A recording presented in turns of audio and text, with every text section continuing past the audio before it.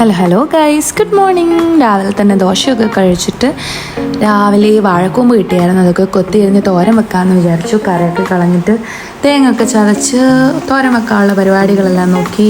അങ്ങനെ ചതച്ചെല്ലാം ഇട്ട് ചീനിച്ചട്ടിയിലിട്ട് എല്ലാം ഇങ്ങനെ തോരൻ പോലെ ആക്കിയെടുത്തു. അതിനിടയ്ക്ക് മീൻകറിയും വെച്ചിട്ടുണ്ടായിരുന്നേ. മീൻകറിയൊക്കെ സെറ്റാക്കി അങ്ങനെ എല്ലാം ചെയ്ത് കഴിഞ്ഞപ്പോഴത്തേക്ക് ചോറൊഴിക്കാൻ സമയമായി. പിന്നെ കുളിച്ചിട്ടൊന്ന് ചോറും കഴിച്ചപ്പോഴത്തേക്ക് പിന്നെ ബാക്കി വീഡിയോ എടുത്തില്ല. പിന്നെ പിറ്റേന്ന് രാവിലെയായി അടുത്ത വീഡിയോ എടുത്തപ്പോൾ. അടുത്തത് രാവിലെ കേക്കും കഴിച്ചിട്ട് പിറ്റേന്നത്തെ പരിപാടികൾ ഞാൻ കാണിച്ചു തരാം. രാവിലെ മെഴുക്കുവരട്ടിക്കുള്ള പരിപാടിയാണേ. കോവയ്ക്ക മെഴുക്കുവരട്ടി ഇങ്ങനെ കുനുകുനാന്ന് അരിഞ്ഞിട്ട് എല്ലാം ഉപ്പും മുളക് പൊടിയും എല്ലാം ചേർത്ത് സെറ്റാക്കി വെച്ചിട്ട് വഴറ്റിയെടുത്ത് നമുക്ക് വെള്ളമൊഴിച്ചും വഴറ്റാം, എണ്ണ ഒഴിച്ചും വഴറ്റാം. എണ്ണ ഒഴിച്ച് വഴറ്റുമ്പോൾ നല്ല ടേസ്റ്റ് ആയിരിക്കും, പക്ഷേ കുറച്ച് ടൈം എടുക്കും. അത് വെന്ത് വരാൻ കുറച്ച് ടൈം എടുക്കുവേ, എന്നാലും നല്ല ടേസ്റ്റ് ആയിരിക്കുവേ.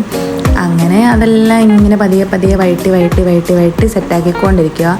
അതിനിടയ്ക്ക് ഞാൻ പോയി മീനൊക്കെ വെട്ടി കഴുകി സെറ്റാക്കി.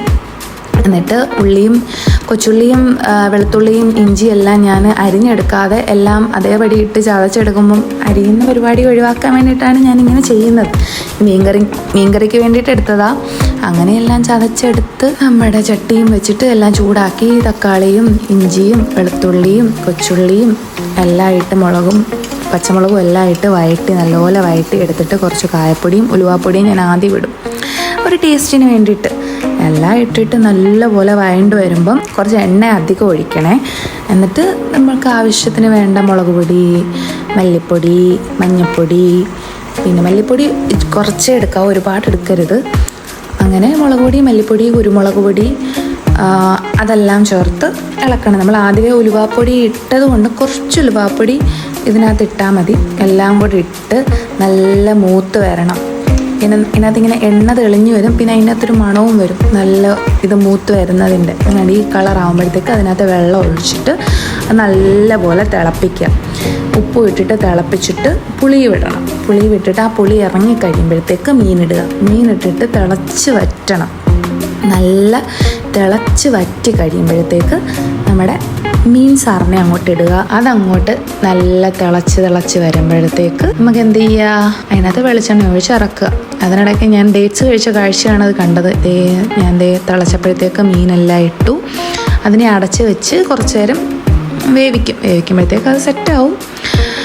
ലാസ്റ്റത്തെ പരിപാടി എന്ന് പറഞ്ഞാൽ എണ്ണ ഒഴിച്ച് ഇറക്കുക. അതാണ് കറക്റ്റ് പരിപാടി. അങ്ങനെ നമ്മുടെ മീൻകറിയൊക്കെ സെറ്റായി എല്ലാം ഞാൻ അടച്ച് വെച്ച്. അത് കഴിഞ്ഞിട്ട് തലേന്നത്തെ രസവും തലേന്നത്തെ ചൂരക്കറി ഞാൻ ചൂടാക്കി പറ്റിച്ച് ഈ പരുവാക്കി എടുത്തു. അത് കഴിഞ്ഞിട്ട് ചക്ക ഉണ്ടായിരുന്നു. അപ്പോൾ ചക്ക കുക്കറിലോട്ടിട്ടിട്ട് ഇങ്ങനെ എല്ലാം ഇട്ടിട്ട് ആവി കയറ്റി എടുക്കുമ്പോഴത്തേക്ക് അതങ്ങ് റെഡിയാവും.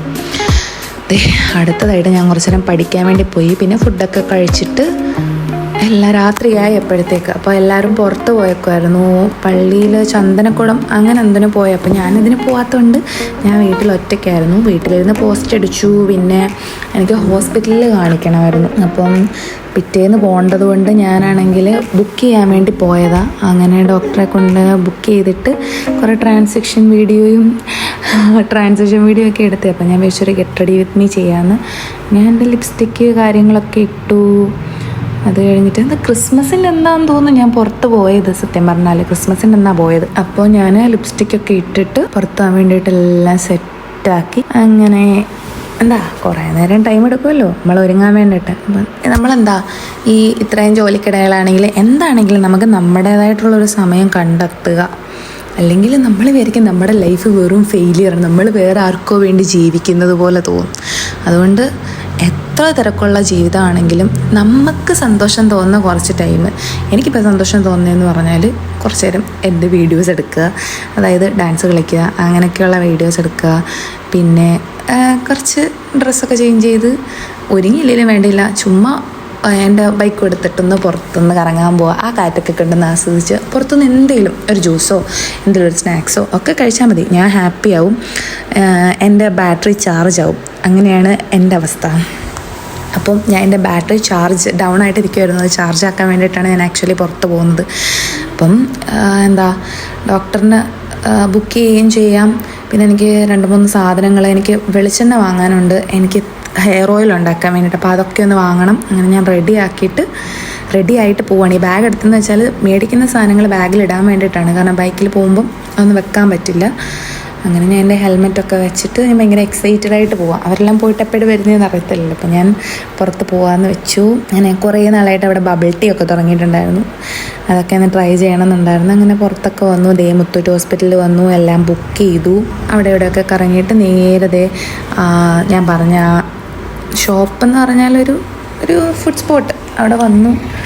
അവിടെ നിന്ന് ബബിൾ ടീയും എല്ലാം കഴിച്ചിട്ട് ഞാൻ ഇവിടെ സൂപ്പർ മാർക്കറ്റിൽ വന്നിട്ട് സാധനമൊക്കെ മേടിച്ചിട്ട് വന്നു. അപ്പോൾ അടുത്ത വ്ളോഗിൽ കാണുന്നതായിരിക്കും. ടാറ്റ ബൈ ബൈ ഉമ്മ.